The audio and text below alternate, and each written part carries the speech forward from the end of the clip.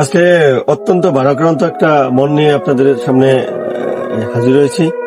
আপনারা ইতিমধ্যে জেনেছেন যে নেপালে গত পরশু খুব ভয়াবহ বন্যা হয়েছে এবং বন্যায় অসংখ্য মানুষের প্রাণে নিয়েছে এবং অনেক ক্ষয়ক্ষতি হয়েছে। আসলে চিন্তা করে দেখেন, এত মারাত্মক লেভেলের অবস্থা যেটা আসলে চিন্তাও করা যায় না। তো এখান থেকে আমরা চিন্তা করা উচিত যে আল্লাহ তাআলার যে সৃষ্টি, এই সৃষ্টি জগতের যে যিনি মালিক, আসমান ও জমিনের যে মালিক, আল্লাহ তাআলা যে চাইলে কত কিছু পারেন, সেকেন্ডের মধ্যে যে তিনি এই দুনিয়াকে পরিবর্তন করে দিতে পারেন, দুনিয়াকে উলট পালট করে দিতে পারেন। আল্লাহ তাআলা যত বড় এবং আল্লাহ তাআলা কথাও তত বড়। তো এখান থেকে আমাদের আসলে শিক্ষা নেওয়া উচিত।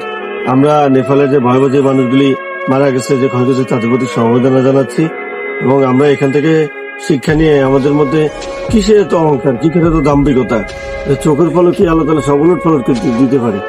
দুনিয়ার মানুষের আসলে কোনো ক্ষমতাই নেই, সমস্ত ক্ষমতা হলো আল্লাহ। আল্লাহ তাআলা চাইলে সবকিছুই পারে। হয়তো বন্যা হওয়ার একটু আগেও ওই মানুষগুলি জানতো না, তাদের কাজকর্ম চলাফেরা সবকিছু স্বাভাবিক ছিল, কিন্তু ক্ষণিকের মধ্যে ভয়াবহ বন্যায় সবকিছু উলট পালট হয়ে গেল। আপনারা ভিডিওতে অবশ্যই দেখেছেন কি একটা পরিস্থিতি হয়েছে।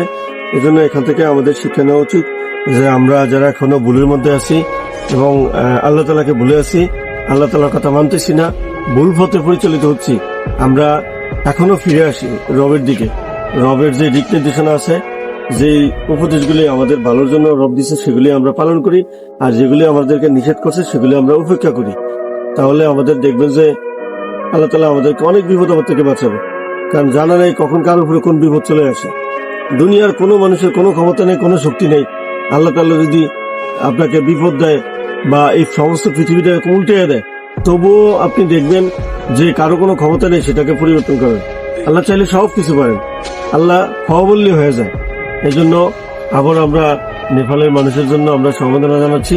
আমরা চেষ্টা করব এই জায়গা থেকে শিক্ষা নেওয়ার জন্য, যেন আমাদের এখন থেকে আমরা যে ভুলের মধ্যে আছি, আজ এখান থেকে এই কথাগুলি শোনার পর থেকে আমরা চেষ্টা করব আমাদের নিজের মধ্যে পরিবর্তন আনার জন্য। নমনীয় সহনীয় চলবো, মিলেমিশে চলবো, হিংসা বিদ্বেষ মারামারি কাটাকাটি এগুলির মধ্যে আমরা থাকবো না। তো সবাই ভালো থাকেন, সুস্থ থাকেন। আসসালামু আলাইকুম।